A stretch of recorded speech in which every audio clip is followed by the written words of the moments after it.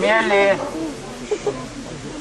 apsilankiusieji šioje istorinėje vietoje, gerbiami Seimo nariai, garbingi visi svečiai, ypač aš esu patenkintas ir reiškiu didžiulę padėką jaunimui, kuris domisi savo tėvynės istoriją, jų laisvės gynėjų kovomis,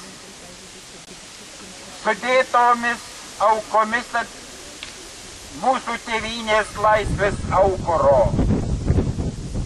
Eikite, sekite savo vyresniųjų brolių, tėvų, senelių bei prosenelių pėdomis. Jūsų rankose mūsų tėvynės valstybės ateitis. Dabar aš noriu pacituoti keletą poeto Justino Marcinkevičiaus žodžių. Kai norim kalbėti apie tėvynę, pirmiausia žodį mirusiems suteikim. Tai jų alsavimas kaip vėjo gūsis išleidžia mūsų vėliavas. Jų rankos palaimina ir darbą, ir svajonę. Jų akys stebi mus kaip gyvos žvaigždės. Iš tikrųjų, dėka jų, dėka sudėtų aukų, dėka patirtų nežmoniškų kančių, motinų ašarų, išniekintų, ant gatvių savo sūnų bei dukterų, iškęstas kančias, tik jų dėka šiandien mes štai susirinkome į šią istorinę vietą, autentišką vietą. Šis bunkeris pastatytas tikroje istorinėje autentiškoje vietoje. Mes radome dar grindų likučius, mes radome keletą indų, elektros instaliacijos jungiklių bei laidų, kadangi čia buvo Prisikėlimo apygardos kunigaikščių Žvelgaičių rinktinės štabo bunkeris. Čia buvo spausdinami įvairūs atšaukimai, rašomos instrukcijos, klausomasi užsienio radijų žinių, todėl turėjau aparatą, radio aparatą, turėjau akumuliatorius. Tai nepaprastai, vėl aš kreipdamasis į jaunimą atkreip jūsų dėmesį.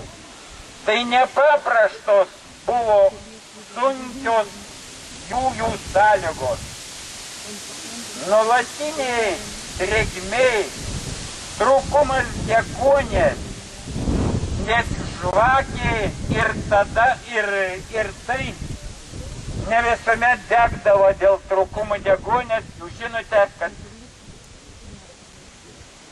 liepsna, karštis atsiranda dėka deguonies.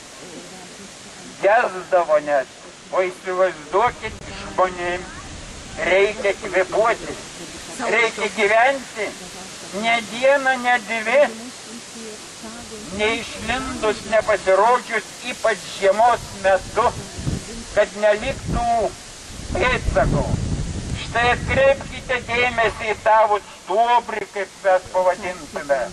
Tai čia buvo vidinimo anga.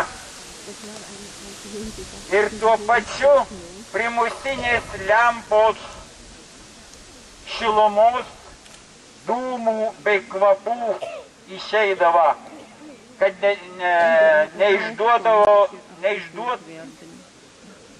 priešui, kad dūmai smilksta iš kur tai. Čia, kur ta moteris stovi, buvo toks kelmelis ir joje mažas plyšelis vėdinimui. Bet tai visą tai vasaros metu, žiemą viskas buvo paklota čia sniego sluoksniu. Ir tokiose sąlygose jie buvo priversti gyventi vardan tos Lietuvos. Šis bunkeris atstatytas pirmiausia dėka štai čia stovinčios Onutės, buvusio kunigaikščių Žvalgaičių rinktinės Boleslovo Kriščiūno sesers Onutės Kriščiūnaitės, dabar Gutkauskienės dėka. Ji klaidžiojo ilgą laiką po šias apylinkes, ieškodama, todėl kad jai neteko būti tame bunkeriu, bet žinojo, kad čia buvo maždaug tose apylinkėse. Ir po ilgų klaidžiojimų bei vargo jai pasisekė surasti. Čia buvo didžiuliai du beržai, perdengę tą tik tai duobės likučius likusius. Ir tuomet, kada buvo atrasti pirmieji, kaip aš minėjau, radiniai,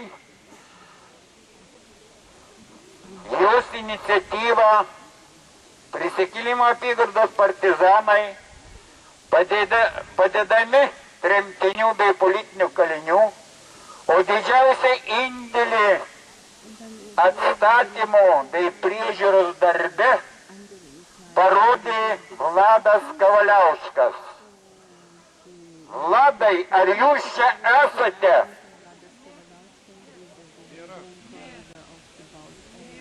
Jis turėtų pasirodyti vėliau, aš sakiau, apie 4 valandą, tai būtų matyta iš pradžios. Tai nepaprastai daug pastangų jis čia įdėjo. Čia buvo padaryta gelžbetonių plokščių, sienos, stogas ir grindis, iš sunkiasvorių bėgių suvirinti rėmai, o vėliau tik tai mes vidų išklojame medieną. Tas buvo padaryta 1998 metais ir jau medinė dalis supuvo. Tad praeitais metais vėlgi padėjo mums tas Vladas Kavaliauskas gauti miško medžiagos. Dėka štai Onutės, mes savo rankomis čia beveik visi yra. Atstatėme visos tuos puvėsius, išėmėme naujomis lentomis, išteptomis pesticidais, kad ilgiau laikytų, atstatėme. Joje gyveno 5, kaip minėjau, kunigaikščių Žvalgaičių rinktinės štabo nariai. Jų priešakyje buvo Boleslovas Kriščiūnas, slapyvardė Puntukas, Klajūnas.